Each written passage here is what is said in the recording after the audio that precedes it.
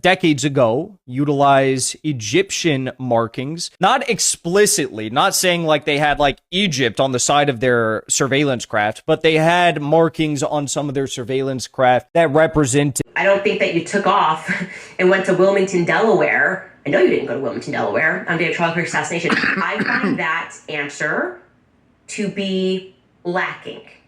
Okay? That is weird to me. It's a weird answer to give. And by the way, you can fly when you're pregnant. Even if you were on the Egyptian, that's a possibility when you're pregnant. So I don't understand that part at all. 2, when Barry asked her about the conspiracies and what she had to say to those saying them, Erica said, stop. No. 3, not about Candace, but she talked about Israel and said good things about Jews and how TPUSA is having Shabbat dinner. No, I didn't read that before we went live. I'm fast. Okay. So I'm going to answer this question for you, Candace. I know you mad smart and you should have figured this out.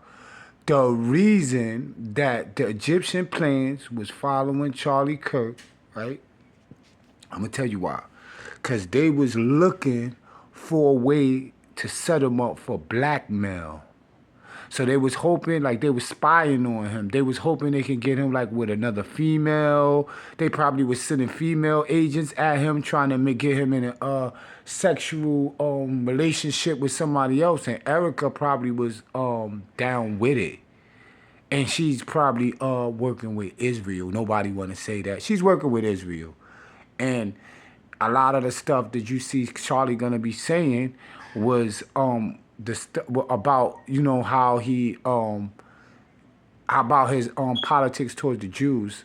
That was his wife installing it in him piece by piece. If you look carefully, you will see that if you really know what I'm talking about. But to answer the question, why was the Egyptian planes everywhere where Charlie Kirk and his wife was? Because they was trying to set him up for espionage. They was trying to blackmail him. They was looking for something that are trying to set up something that they can have on him. You understand what I mean? So it was critical that when he traveled with all these states that they be there, because it will, if they had the opportunity to slip an operative at him like a hot female, you know what I mean? That could have been done. And we got to look into how the relationship with him and Erica Kirk originally started. Because she could have been an asset put in place. I know people don't like to hear that, but hey, that's what it is.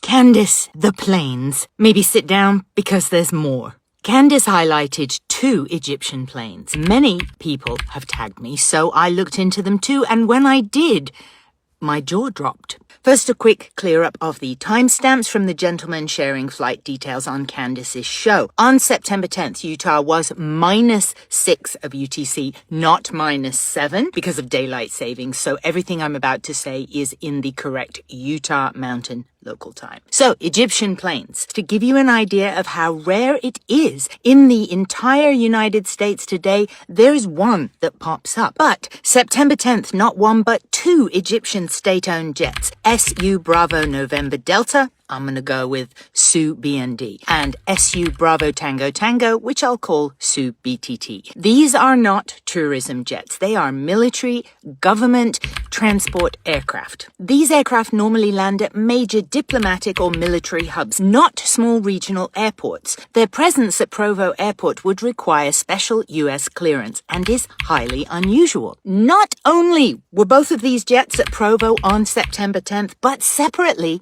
both of them arrived via Minot Air Force Base. This is America's only nuclear base that holds 2 out of the 3 U.S. nuclear triad. If it's press the button time, this base is key. One of these planes was only on the ground for less than an hour, tight for refueling, but might work when something or someone needs to be picked up, dropped off, or something or somewhere needs to be authorized. And the very next stop for both of these planes after going wheels up from Minot Nuclear Air Force Base was Provo. And by the way, SuBND landed at Provo May 23rd, 2025 and stayed till September 14th. A foreign state aircraft hanging out at a regional airport for nearly 4 months. SuBND also did this on September 5th, 5 days before the assassination. SuBND flew a straight corridor north of Provo and then came straight back.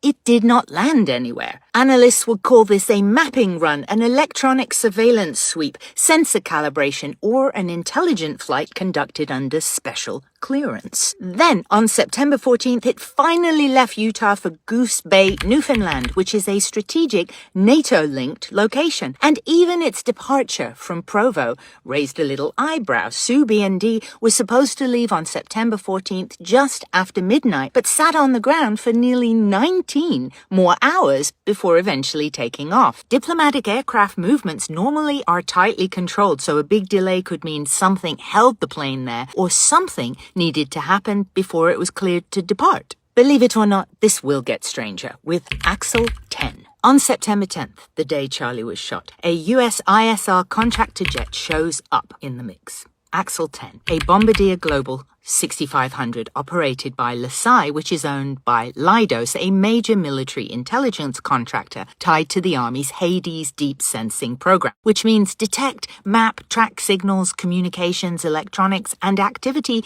far beyond the line of sight, from dozens to even hundreds of miles away. On September 10th, Axel 10 made 2 extremely low passes. I calculated as low as 210 feet above ground level, directly aligned within roughly 3 miles of UVU.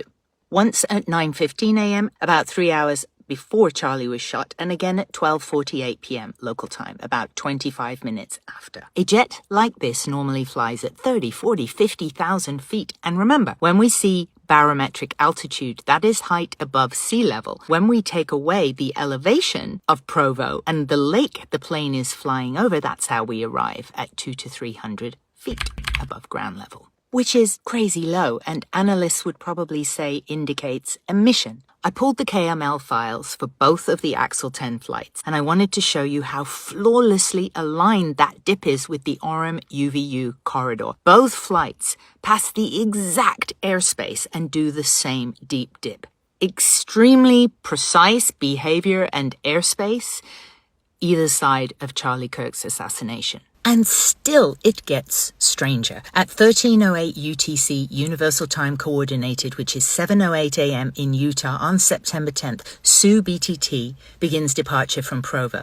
7:08 a.m. At the same minute, according to its track, Axel 10 pops up on flight radar, wheels on the ground in El Paso for its departure, which will ultimately make that first deep dip within miles of UVU. These are unrelated aircraft, right? An Egyptian military government plane linked to Minot Air Force Base and a US jet tied to deep sensing ISR programs. Both planes hundreds of miles apart. Besides the coincidental departure time, they also have in common the location of Provo on the day of the assassination of Charlie Kirk. Statistically unusual, which does not mean coordinated. I want to make that point. And we're not even done with the high strangeness. SuBND, the other Egyptian jet that had been sitting dormant in Provo since May 23rd, on the morning of September 10th, sent a handful of ground pings, as seen on Candace, but SuBND did not take off. It is already unusual for a foreign state aircraft